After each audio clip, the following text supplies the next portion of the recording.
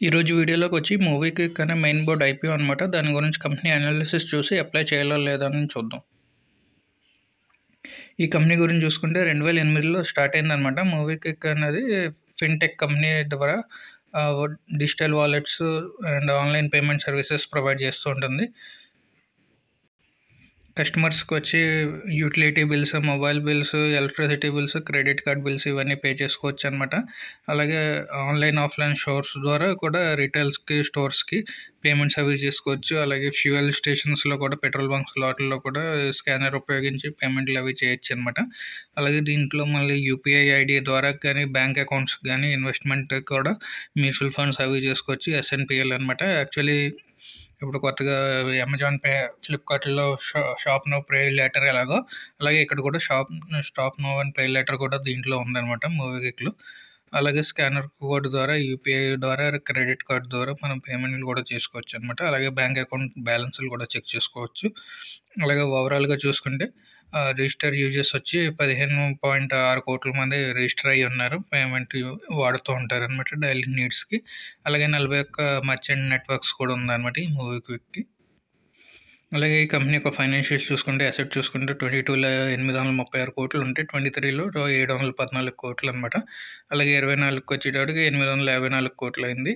అలాగే సెప్టెంబర్ క్వార్టర్లో చూసుకుంటే 900 కోట్ల అసెట్ ఉందన్నమాట. అలాగే రెవెన్యూ చూసుకుంటే 543 ఉంటే 23లో కూడా అలాగే ఉందన్నమాట. మళ్ళీ 24 వచ్చేటట్టు గ్రాస్ స్టిక్ చేంజ్ వచ్చి 890 కోట్లు ఉందన్నమాట రెవెన్యూ. మళ్ళీ సెప్టెంబర్ క్వార్టర్లో చూసుకుంటే 345 కోట్లు ఉందన్నమాట. ప్రాఫిట్ ఆఫ్టర్ ట్యాక్స్ చూసుకుంటే ఇయర్ ఆన్ ఇయర్లోనే నెగిటివ్లోనే జనరేట్ అయింది. కాకపోతే బాగా ఇంప్రూవ్మెంట్ వచ్చిందనమాట. 22లో చూసుకుంటే 128 కోట్లు ప్రాఫిట్ ఆఫ్టర్ ట్యాక్స్ వస్తే మైనస్లో. అలాగే 23 వచ్చేటప్పటికి మళ్ళీ దాన్ని 83 కోట్లకి నెగిటివ్లో జనరేట్ చేసింది అనమాట. ఇంప్రూవ్ అయింది. అలాగే 24 వచ్చేటప్పటికి 14 కోట్ల ప్రాఫిట్లో వచ్చింది. తర్వాత మళ్ళీ సెప్టెంబర్ క్వార్టర్ వచ్చేటప్పటికి 6,62 లక్షల వరకు నెగిటివ్లో జనరేట్ చేసింది అనమాట. నెట్వర్క్ కూడా బాగుంది. ఇయర్ ఆన్ ఇయర్ ఇంప్రూవ్మెంట్ ఉంది. అలాగే సర్ప్లస్ కూడా బాగానే ఉందన్నమాట. ఇంప్రూవ్మెంట్ ఉంది. అలాగే టోటల్ బారోయింగ్స్ చూసుకుంటే ఈ కంపెనీకి ఇప్పుడు అట్ ప్రెజెంట్గా చూసుకుంటే 206 కోట్ల అప్పు ఉందన్నమాట ఈ కంపెనీకి. అలాగే వాల్యుయేషన్ ప్రకారం 2,295 కోట్లు వాల్యుయేషన్ ఉందన్నమాట. అలాగే ఈ కంపెనీ యొక్క కీ పెర్ఫార్మెన్స్ ఇండికేటర్స్ చూసుకుంటే ఆర్ఓసీ, ఆర్ఓఈ చూసుకుంటే అప్లికేబుల్ కాదనమాట. ఎందుకంటే ఆర్ఓసీ, ఆర్ఓఈ నెగిటివ్లో ఉందన్నమాట. 6 months లాస్కి మేకింగ్ కంపెనీ కాబట్టి. అలాగే డెప్త్ చూసుకుంటే 0.73 ఉందన్నమాట. రిటర్న్ ఆన్ నెట్వర్క్ చూసుకుంటే 8.66% ఉంది. ప్రైస్ టు బుక్ వాల్యూ చూసుకుంటే మనకి 9.81 ఉందన్నమాట. ఈ కంపెనీ యొక్క ఆబ్జెక్టివ్ ఏంటంటే funding growth, financial service business కాబట్టి. అలాగే పేమెంట్ సర్వీసెస్ బిజినెస్ కూడా ఇంప్రూవ్మెంట్ చేసుకోవడానికి, అలాగే డేటా ఇన్వెస్ట్మెంట్కి అనమాట. ఏఐ ప్రొడక్ట్స్ ద్వారా టెక్నాలజీ ఇంప్రూవ్మెంట్ చేసుకోవడానికి. అలాగే capital expenditure, payment device business గురించి, జనరల్ కార్పొరేట్ పర్పస్ గురించి ఐపీఓని తీసుకొచ్చిందనమాట.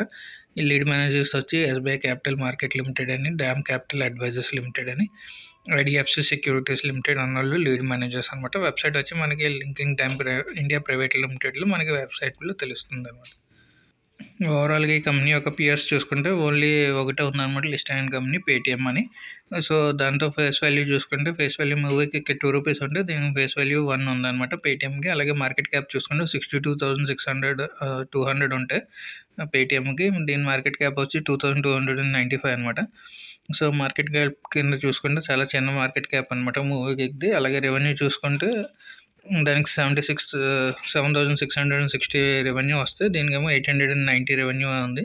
ప్రాఫిట్ ఆఫ్టర్ ట్యాక్స్ చూసుకుంటే పేటిఎం వచ్చి ఎవ్రీ ఇయర్ నెగిటివ్లోనే జనరేట్ చేయడం వల్ల మూవీక్విక్ వచ్చి పాస్ట్ ఇయర్స్లో ఒకసారి పాజిటివ్లో జనరేట్ చేసింది కాబట్టి ఇది కొంచెం కన్సర్న్ అనమాట మూవీక్విక్కి పాజిటివ్ పాయింట్. అలాగే పీఈ చూసుకుంటే 11.32 అంటే పేటిఎం కనుక పీఈ ఏం లేదనమాట. ప్రైస్ టు బుక్ వాల్యూ చూసుకుంటే పేటిఎంకి 5.5 అంటే దీనికి వచ్చి 9.8 ఉందన్నమాట మూవీకి. ఓవరాల్గా మూవీకి ఐపీఎల్లో పాజిటివ్, నెగిటివ్ చూసుకుంటే స్ట్రాంగ్ బేస్ ఉందన్నమాట పాజిటివ్. అలాగే డైవర్సిఫైడ్ ప్రోడక్ట్ ఆఫర్స్ కూడా ఇస్తూ ఉంటుంది అనమాట. అలాగే స్ట్రాటజిక్ పార్ట్నర్షిప్ ఉందన్నమాట. ఎవరి కొంచెం కూడా పాజిటివ్గానే ప్రమోట్ చేస్తూ ఉండడం వల్ల దీనికి పాజిటివ్ పాయింట్ అనమాట. నెగిటివ్ ఏంటంటే ప్రాఫిటబిలిటీ ఒక ఇయర్ ప్రాఫిట్లో వస్తుంటే తర్వాత మళ్ళీ క్వార్టర్లో నెగిటివ్లో జనరేట్ చేస్తుంది. అదొకటి దీనికి కన్సర్న్ అనమాట. అలాగే కాంపిటీషన్ కూడా హెవీగానే ఉంది. ఫోన్పే ఉంది, గూగుల్ పే, పేటిఎం ఇవన్నీ కాంపిటీషన్ కింద ఉన్నాయన్నమాట.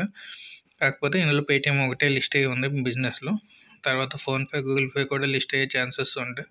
అప్పుడు కొంచెం మళ్ళీ కాంపిటీషన్ ఎక్కువ ఉండే ఛాన్సెస్ కూడా ఉన్నాయన్నమాట.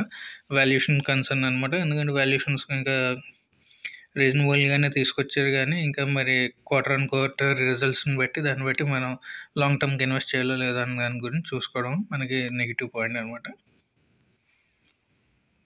అలాగే ఈ ఐపీఓ ఒక టైమ్ లైన్ చూసుకుంటే 11 డిసెంబర్‌న ఓపెన్ అవుతుంది. Close date 13 December. Listing date వచ్చి 18 డిసెంబర్ అనమాట. Allotment month 16 డిసెంబర్‌ని తెలుస్తుందనమాట. వెబ్సైట్ మనకి లింక్ ఇన్ టైమ్‌లో తెలుస్తుంది. అప్లై చేసిన వాళ్ళకి అలాట్ అయిందా లేదా అని. ప్రైస్ బ్యాండ్ చూసుకుంటే 265 నుంచి 279 రూపీస్ పర్ షేర్ అనమాట. లాట్ సైజ్ చూసుకుంటే 53 షేర్స్ ఉన్నాయి. అలాగే టోటల్ సైజ్ చూసుకుంటే 572 షేర్స్ అనమాట. మొత్తం అంతా క్రోర్స్. మొత్తం అంతా ఫ్రెష్ ఇష్యూ అనమాట. ఫేస్ వాల్యూ చూసుకుంటే 2 రూపీస్ పర్ ఉందనమాట. రిటైల్లో ఒక లాట్కి మనకు కావాల్సిన అమౌంట్ 14,787 రూపాయలు కావాల్సి వస్తుంది ఇన్వెస్ట్మెంట్ చేయడానికి. ఓవరాల్గా ఐపీఓ రివ్యూ ఏంటంటే గ్రోయింగ్ బిజినెస్ బాగుంటుంది. వాల్యుయేషన్స్ కూడా ప్రైస్ బ్యాండ్ కూడా అట్రాక్టివ్గాను తక్కువగానే తీసుకొచ్చారు. రీజనబుల్గా ఉన్నాయన్నమాట పేటీఎంతో పోల్చుకుంటే. అలాగే లిస్టింగ్ గెయిన్స్ కూడా స్కోప్ వదిలిందనమాట ఇన్వెస్టర్స్ గురించి. అలాగే కాంపిటీషన్లో ఉన్న పేటీఎంతో పోల్చుకుంటే ఇది బాగానే ఉందన్నమాట మార్కెట్ అని కూడా. అలాగే మనం లిస్టింగ్ గెయిన్స్కి అయితే పక్కా అప్లై చేసుకోవచ్చు. ఇంకా మనకి కరెంట్ మార్కెట్ ప్రీమియం చూసుకుంటే 104 రూపీస్ ఉంది. ఎస్టిమేటెడ్ ప్రాఫిట్ చూసుకుంటే మనకి 5,512 రూపీస్ చూపిస్తుంది కాబట్టి సో డే 1 డే 2 వరకు వెయిట్ చేసి దాంట్లో ఇంకా గ్రే మార్కెట్ ప్రీమియం ఉంటే మనం ఈజీగా అప్లై చేసుకుంటే మంచి లిస్టింగ్ గెయిన్స్ అంటూ వచ్చే ఛాన్సెస్ ఉన్నాయి. లాంగ్ టర్మ్ గురించి హోల్డ్ చేయాలా లేదా అనుకుంటే ఏంటంటే ఎప్పుడైనా ఈ బిజినెస్కి ఆర్బీఐ నుంచి నెగిటివ్ మెసేజ్ కానీ ఏమైనా వస్తే మాత్రం ఫాలో అయ్యే ఛాన్సెస్ ఉంటాయి.